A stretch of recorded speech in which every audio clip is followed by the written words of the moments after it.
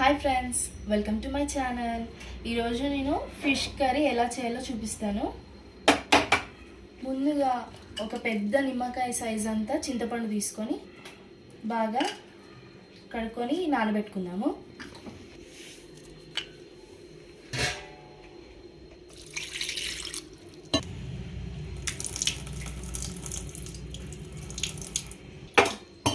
చింతపండుని first నానబెట్టేసుకుందాం. Fish 1 kg అండి. మీరైతే 1.5 అలా తీసుకోండి, ఇంట్లో వాళ్ళకి సరిపోయేలాగా. ఇప్పుడు స్టవ్ ఆన్ చేసుకొని ప్యాన్ పెట్టుకొని ఫస్ట్ ధనియాలు ఒక 2 స్పూన్స్, ఇవి కొంచెం మంచిగా లైట్గా ఫ్రై అయ్యేలాగా చూసుకుందాం. ఎక్కువ మాడిపోకూడదండి, మాడు వాసన వస్తుంది. లైట్గా ఫ్రై చేసుకుందాం.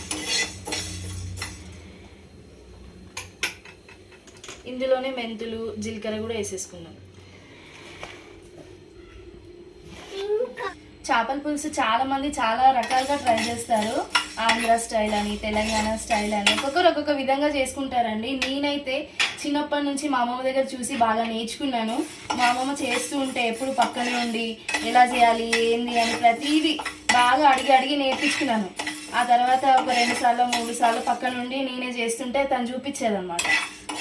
తర్వాత ఇంకా ఇంట్లో నేనే రెగ్యులర్గా చేయడం అలవాటు అయిపోయింది. చాలా బాగా వచ్చేదన్నమాట. ఇంకా ఎప్పుడైనా పెద్దవాళ్ళు ఎంతైనా ఎక్స్పీరియన్స్ కదండి, వాళ్ళు చేసినట్టు ఎంతైనా మనకి రావు. ఎందుకంటే వాళ్ళు ఎన్నో ఇయర్స్ నుంచి ఎక్స్పీరియన్స్గా చేస్తూ ఉంటారు కదా. అలా అయినా కూడా నేను మా అమ్మమ్మనే ఫాలో అవుతూ ఉంటాను ఎప్పుడు. సో ఫ్రెండ్స్, మా అమ్మమ్మ ఎలా చేసేదో నేను కూడా అలా చేసి మీకు చూపిస్తాను. మీరు కూడా ట్రై చేయండి, చాలా బాగుంటుంది. ఓకేనా?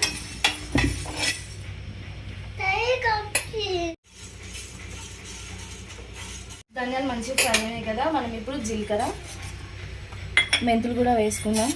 ఇవి ఎక్కువ ఫ్రై కానివ్వకూడదు, లైట్గా. మళ్ళీ ఇప్పుడు మాడిపోతుందండి, అందుకే నేను లైట్గా ఫ్రై చేస్తున్నాను.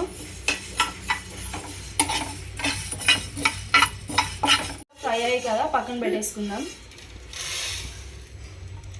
ఇప్పుడు ఇదే ప్యాన్లో నేను ముందు ఆనియన్స్, టమాటో కూడా మగ్గించుకున్నాము. టమాటో అయితే ఆప్షనల్ అండి, మీ ఇష్టం ఉంటే వేసుకోండి, లేకపోతే లేదు. నేనైతే వేసుకుంటున్నాను. హై ఫ్లేమ్లో పెట్టుకొని ఒక 5 minutes కొంచెం మీడియం సైజ్ మగ్గితే సరిపోతుంది.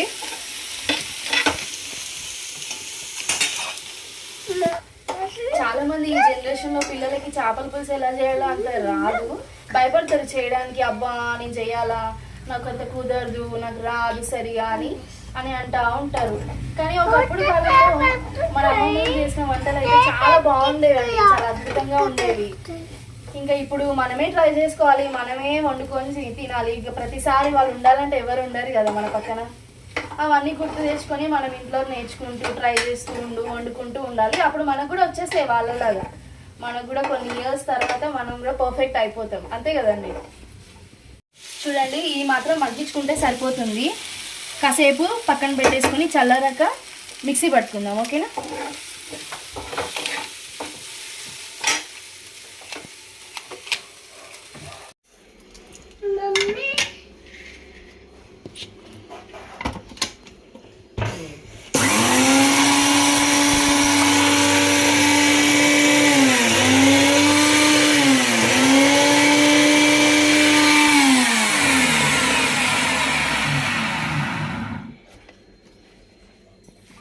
చూడండి ఫ్రెండ్స్, ఈ మాత్రం సరిపోతుంది మనకి. ఇప్పుడు చల్లారిపోయింది కదా, ఇది కూడా మిక్సీ పట్టేసుకోండి.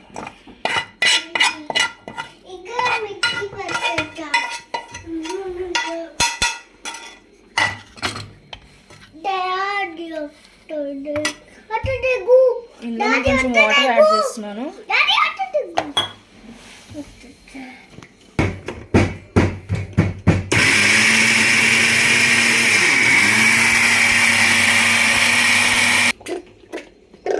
చూడండి, మంచిగా వచ్చేసింది టేస్ట్ కూడా.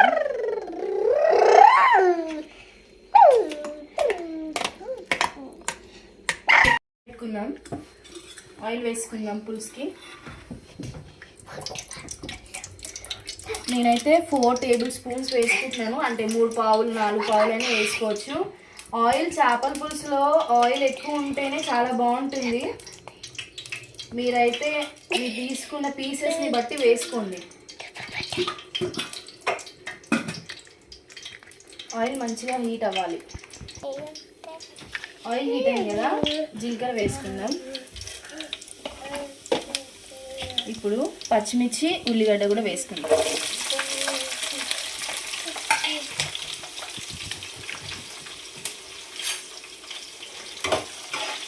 బాగా రెడ్ కలర్ వచ్చేలాగా ఫ్రై చేసేస్తుంది. ఫిష్ కర్రీ బేటా, నీకు ఇష్టమా? తింటావా? ఓకే అండి. ఇప్పుడు పసుపు వేసుకుంటున్నాను. ఇందులోని కొంచెం అల్లం పేస్ట్,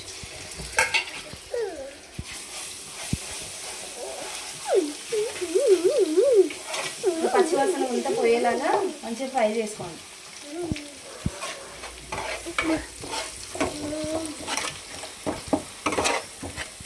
అల్లం మంచిగా మగ్గింది. ఇప్పుడు ఆనియన్ పేస్ట్ వేసుకుంటున్నాను.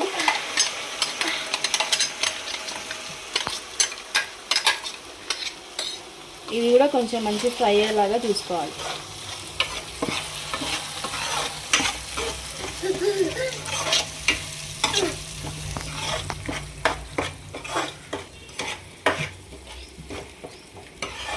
ఇప్పుడు కారం వేసుకుందాం. కారం మీకు సరిపోయినంత వేసుకోండి. నేనైతే 1.5 స్పూన్ వేసుకుంటున్నాను. ఆ తర్వాత మనం ముందే గ్రైండ్ చేసి పెట్టుకున్న ధనియాల పౌడర్ అండ్ ఇంకా మెంతులు, జీలకర్ర ఆ పౌడర్ కూడా వేసేసుకుంటున్నాను. ఇలా మంచిగా మసాలాలంతా మాడిపోకుండా స్లోగా మగ్గించుకుందాం.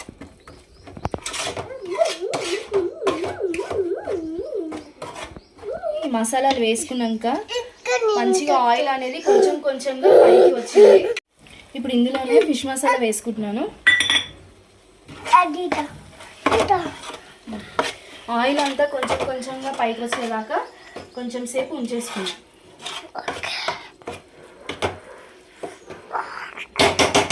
ముందుగా నానబెట్టుకున్న చింతపండు పులుసుని మంచిగా వాటర్ తీసుకుందాము. చింతపండు అంతా తీసుకొని ఈ పిప్పి అంతా పడేద్దాం. మసాలా మంచిగా ఫ్రై అవుతుంది కదా, స్మెల్ అయితే చాలా బాగా వస్తుంది.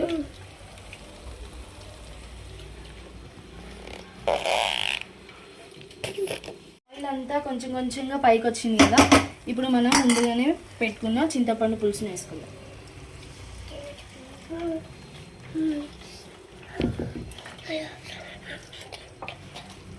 చింతపండు పులుసు తిక్కుగా కావాలనుకుంటే మీరు తిక్కుగా ఉంచుకోండి, లేదా వాటర్ ఎక్కువ యాడ్ చేసుకోవాలనుకుంటే కూడా వాటర్ ఎక్కువ కూడా యాడ్ చేసేసుకోండి. అంటే మీకు టేస్ట్కి సరిపడేలాగా యాడ్ చేసుకోండి. నేనైతే కొంచెం వాటర్ ఎక్కువనే యాడ్ చేస్తాను, ఎందుకంటే తర్వాత మగ్గిన తర్వాత తిక్కుగా అవుతుంది కాబట్టి. చాలా తిక్కుగా ఉంది చూడండి. నేను ఇంకా చాలా వాటర్ యాడ్ చేస్తాను. మీరైతే మీ కొలత అంటే మీకు ఎలా ఇష్టమో అలా వేసుకోండి. వాటర్ లూజ్గా కావాలనుకుంటే లూజ్గా వేసుకోవచ్చు. నేనైతే కొంచెం తిక్కుగానే రావాలని వాటర్ వేసుకున్నాం కదా, సాల్ట్ వేసుకుందాము. టేస్ట్ సరిపడా వేసేసుకొని చేద్దాం. ఇప్పుడు ఈ గ్రేవీ అంతా మనకి మంచిగా తిక్కుగా అవ్వాలి, బాగా మసిలించుకోవాలి. వాటర్ కూడా యాడ్ చేసేసుకున్నాం కదా, ఇప్పుడు మంచిగా మరిగించుకుందాము వాటర్ని. నేనైతే మూత పెట్టేసుకుంటున్నాను. ఓకే ఫ్రెండ్స్, ఇలా మంచిగా ఉన్నప్పుడే మనం ఫిష్ పీసెస్ యాడ్ చేసేసుకుందాం. మీడియం ఫ్లేమ్లో పెట్టుకుందాం. ఫిష్ని యాడ్ చేస్తున్నాను స్లోగా.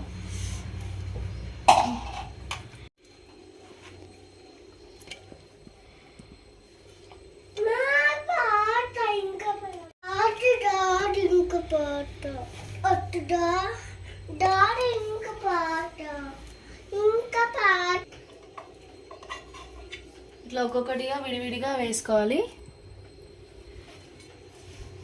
ఇప్పుడు ఒక్కసారి స్లోగా గెంటతో అలాగా కలబెట్టుకుందాం.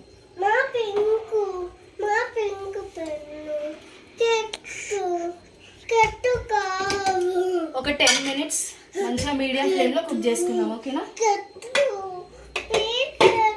చూద్దాం. ఆయిల్ మంచిగా పైకి వచ్చేసింది, పర్ఫెక్ట్గా కుక్ అయిపోయింది. ఫైనల్గా కొత్తిమీర వేస్తున్నాను.